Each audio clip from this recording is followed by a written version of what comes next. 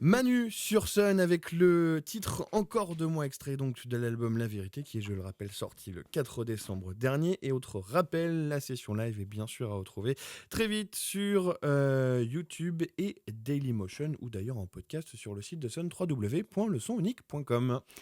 Justement, on va le poursuivre, cet entretien avec vous, Manu. On fait souvent référence à Dolly, à votre passé chez Dolly, à cette aventure, lors des entretiens. En préparant l'interview, je m'en suis aperçue.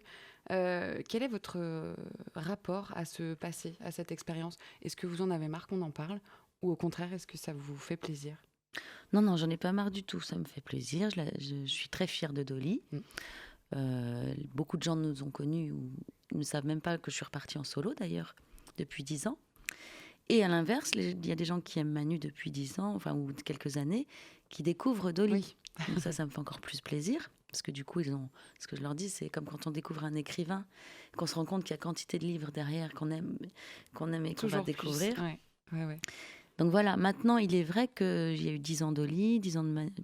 Je suis à plus de 10 ans Manu presque maintenant. Donc je suis pas liée à Dolly non plus jusqu'à la fin de mes jours, j'espère, mais ça reste dans...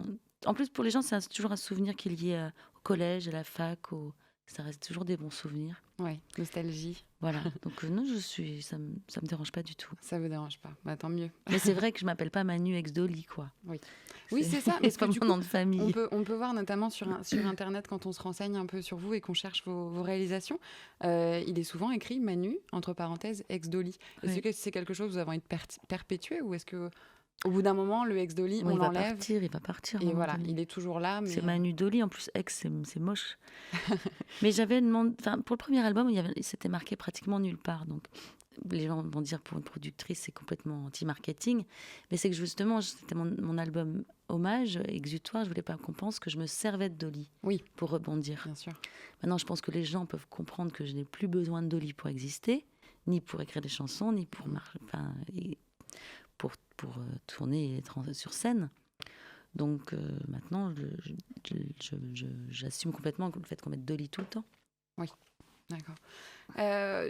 On le disait tout à l'heure, au long de ces années, vous avez collaboré avec beaucoup d'artistes à un certain nombre de projets. Je voulais revenir sur un projet qui a particulièrement retenu mon attention, que j'ai beaucoup aimé. Si je vous dis parenthèse japonaise, est-ce que vous pouvez nous expliquer un petit peu cette parenthèse enchantée, l'EP Tenki Ame ? Eh bien, j'aime beaucoup chanter en japonais. J'ai eu la chance d'avoir un beau texte de Suzuka Asaoka sur mon premier album, Rendez-vous, et le morceau s'appelait Sutekini. Et donc, suite à ça, à chaque fois que je fais un album, je lui demande une chanson. D'accord. J'avais pas réussi à l'intégrer dans La Dernière Étoile, donc je lui en ai demandé une autre, et qui s'intégrait toujours pas à l'album, mais du coup, j'avais quand même 3 chansons en japonais, et une traduction que je lui ai demandé de faire sur J'attends l'heure.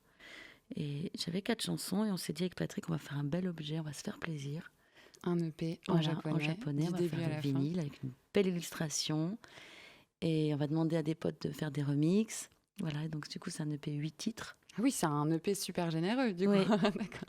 Et du coup, j'étais venue ici faire Tenki Ame version harpe. Oui, on avec l'a. Christophe Saunière, et c'était un beau moment, ça aussi. On l'a réécouté en préparant l'interview, un très très beau moment, effectivement. Voilà, c'est pour ça que je joue cet EP japonais. Complètement.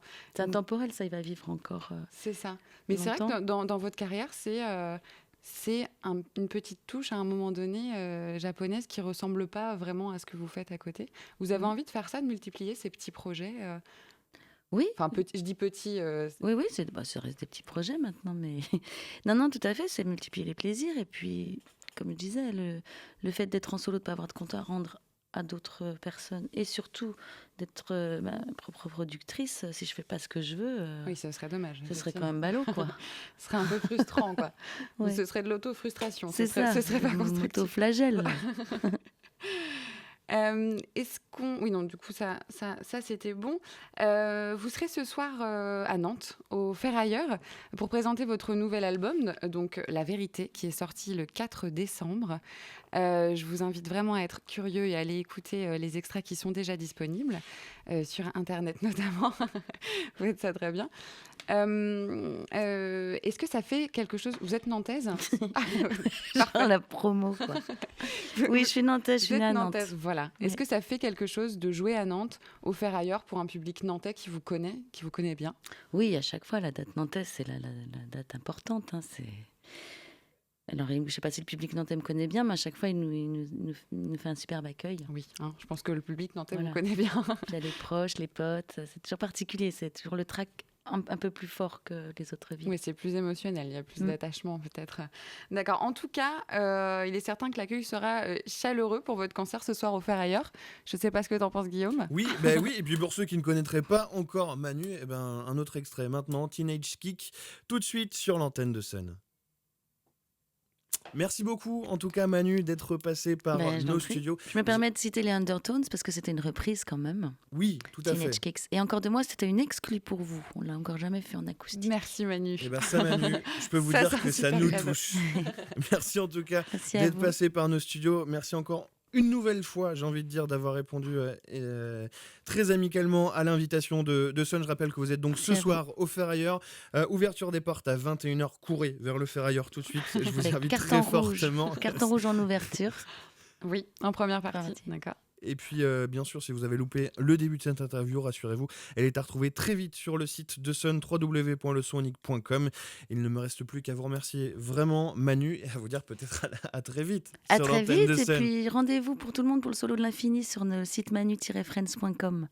Ça marche, on y sera Le message aussi. est On sera passé. partout. On sera partout.